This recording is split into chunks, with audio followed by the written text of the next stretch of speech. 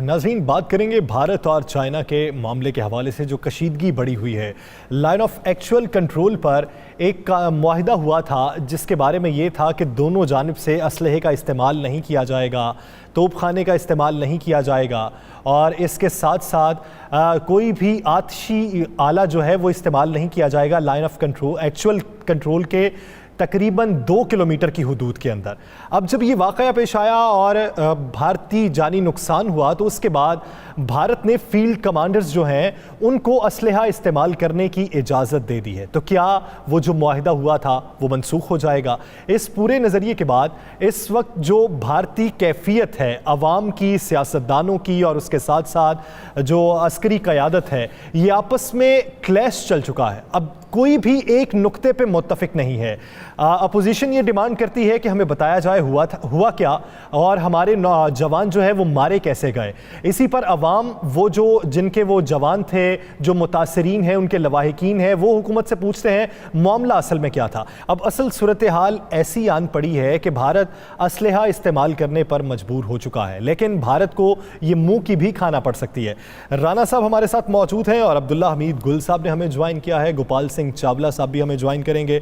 राना साहब, सबसे पहले आपकी जानिब आऊंगा, ये असलियत अवाम को बताते क्यों नहीं है? भारतीय सहाफ़ी तो ये कहता है, वो कहता है कि मैं खुद उस महाज पे उस वक्त मौजूद था, हमने एक बार नहीं 3 बार पेशकदमी की है और ये सारा मामला चाइना की हुदूद में पेश आया है। तीनों बार हमें पसपाई का सामना करना पड़ा।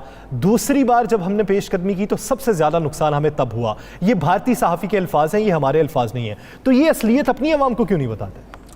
देखें यासर, ये इसलिए नहीं बताते कि वहाँ पे हमने याद करें, हमने ही ये ब्रेक किया था कि कितना असर नुकसान हुआ है और आहिस्ता आहिस्ता भारतीय मीडिया पहले 3 से 5, 5 से 20, 20 से 34, 34 से 45, आखिर 45 पे आ गए हैं।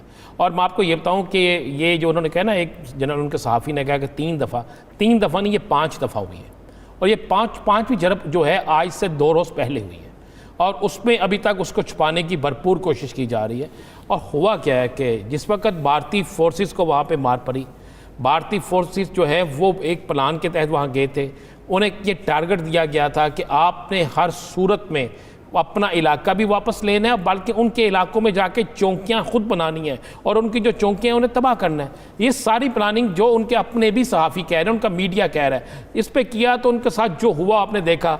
उसके बाद आपने एक फुटेज दिखाई है। ये फुटेज जो है ना, ये किसी और जगह की नहीं है, ये उन्हीं फ़ौजियों की, इंडियन फ़ौजियों की है जो मार खाने के बाद ऊपर से फिर नीचे आ गए, ऊपर पहाड़ी से फिर नीचे आके गिर गए हैं। और वहाँ पर वो क्या कह रहे हैं, क्या कभी कोई फ़ौजी रोता है? क्या कभी कोई फ़ौजी चीखता चलाता है कि मुझे उठा के ले जाओ? क्या कोई फ़ौजी ये कहता है कि बस अब ख़त्म हो गया?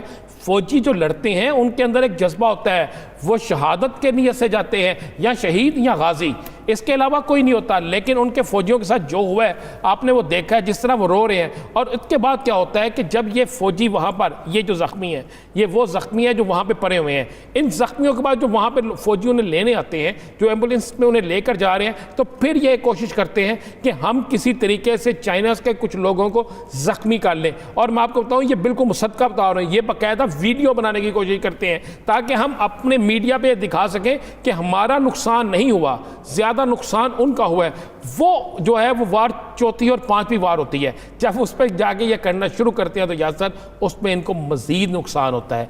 इनके 2 मेजर जो हैं वो उसमें मारे जाते हैं, जिसको ये चंद दिन बाद बिल्कुल सामने लाकर ये लाएंगे कि जी जनाब ये भी अब इनकी लाशें मिली हैं, या कुछ भी जो भी ये बहाना लाना चाहेंगे वो लाएंगे। और वहाँ पर बाकायदा ये एक ड्रामा करने की कोशिश की गई। आने वाले मैं आपको ये भी बता दूँ, आने वाले 72 घंटों में वहाँ पर एक और बड़ा ऐसा ही वाक़या होने। सही।